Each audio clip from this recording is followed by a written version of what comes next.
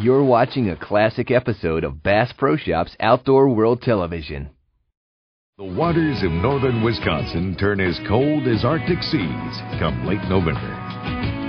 Outdoor World Pro Angler and former world champion walleye angler Gary Parsons and friend Steve Bouchard have come to a lake where the fish are abundant and still ready to bite despite the chill, and where some thoughtful tactics prove that it's never too late to go fishing. Gary, this is a spot we want to stop first. There's a deep hump out here. Tops off at about 30 feet of water, surrounded by 50, 60 feet of water. And that's the kind of structure that these fish like to hang out on this time of year. Once the water temps get down into the 50-degree mark, in fact, there's a fish hanging right on the edge right now.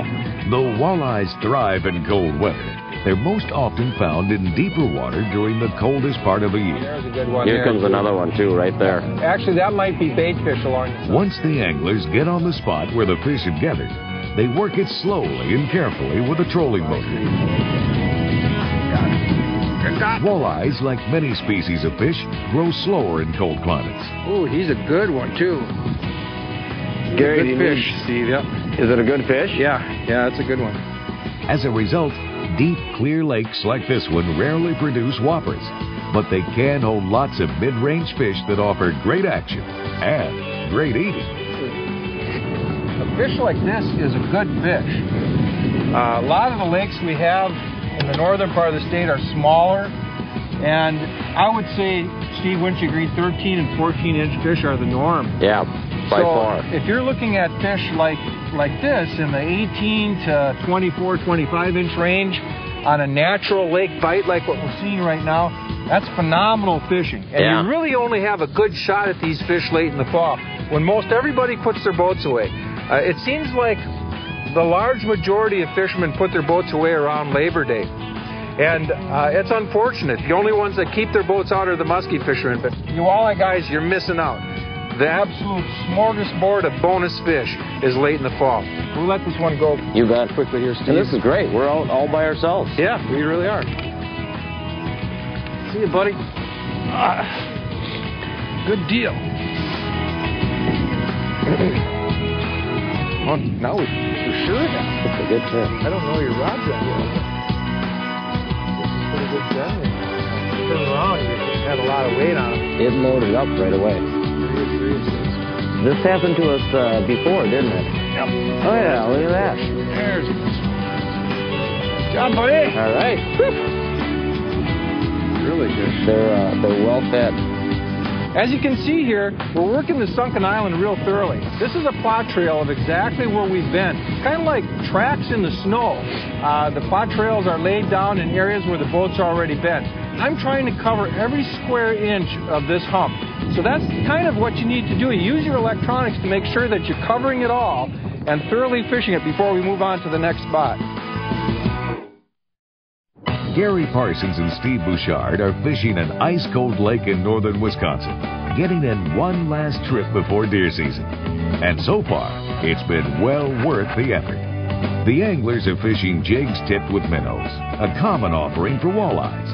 But, as Gary points out, it's a special sort of jig that seems to work best. I'm using a jig that has a long shanked hook, and the reason for that is we're going with vertical hook sets. Long shank jigs just hook up better. If the fish comes and grabs it, you set it in a vertical fashion. That long shank allows a cam action to drive the hook into the roof of the fish's mouth. This is an XPS jig that Keith Cavias and I designed.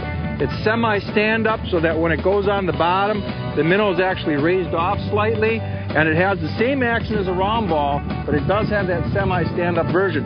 The other thing that I'm using is a holographic color combination. They're not only colored, but they have holographic tape, which makes them shiny. I feel that it gives more of a realistic look, but that's not always the case. Sometimes there's subtle differences that really make the difference. So Steve is using actually a little bit different setup. I've chosen a different jig. This is a long shake Northwind jig. I've gone with standard colors, chartreuse and orange, where Gary's going with the holographic colors. We decided to give them a little different presentation, a little different color, and let the fish decide what they want. Today's gear includes Walleye Angler Signature Series 6-foot jig fishing rods, Bass Pro Shop's microlight reels, Transition fluorocarbon and Fireline plain green fishing lines from Berkeley. Fish finders are from Lowrance. Jigs are Walleye Angler XPS series. And it all comes together in a Tracker Tundra. How deep was that? 42. Okay.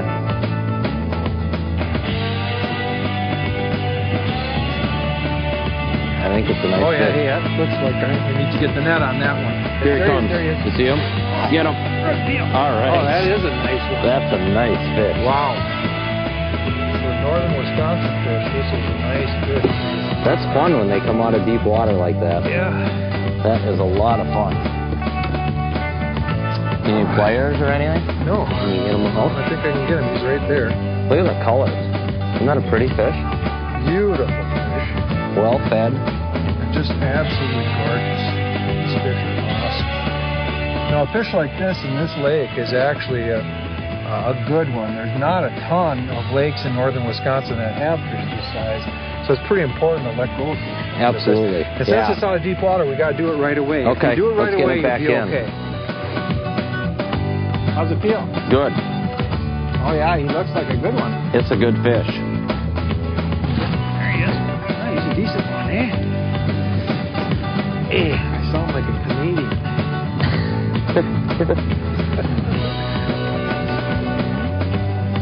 For all you guys in Canada, that's how I want to sound. For all the people in the United States, I don't want to sound like a Canadian. Depends on where the show airs. Well, let's let her go. All right.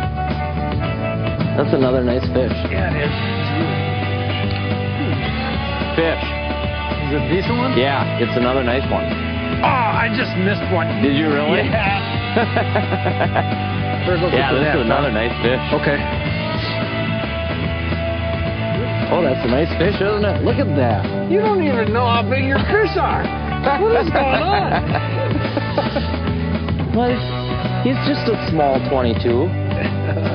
He's not 8-9 pounds. That's a nice one. Man. Well, no wonder you can catch them. They swallow your jig right down to the stomach. Spit on it. Kiss it. Boy, is he a chunker. Yeah. Holy moly. They're all like that when they get that size. That's a good fish, man. Oh, there's one. It feel like a good one? Yeah, it feels like a pretty decent fish, actually. You want me to clear your Oh, rod? yeah, this is a good fish. It's not even moving hardly. Let me clear your other rod. Yeah, it's kind of swinging around on top of it. Okay. That way I can actually get over here and on top of the fish. I'll grab the net too, Gary. Okay. That is a nice one. There we go. Nice one. That's a good fish. That's a very good fish. Oh, yeah. Look at that. He's a good one, Steve. Look at the shoulders on that fish. Yeah. Well, there, you've been just acing me one right after the next. Every time you get You've been just polite. It's amazing how they can get that jig in so deep. See, buddy? There he goes. There he goes. Yeah, I think it's another decent fish. Well, there you go, buddy. You are the hammer king. I'm the medium-sized fish king. Yeah, he's a good one. He bit in the right spot, too, didn't he? Mm-hmm. Hard to beat them when they're like this. Too bad we don't have a frying pan along. Fortunately, walleyes are great eating just about any way you want to cook them. And the ones that are released, well, they'll be here waiting to bite again when it's ice fishing time.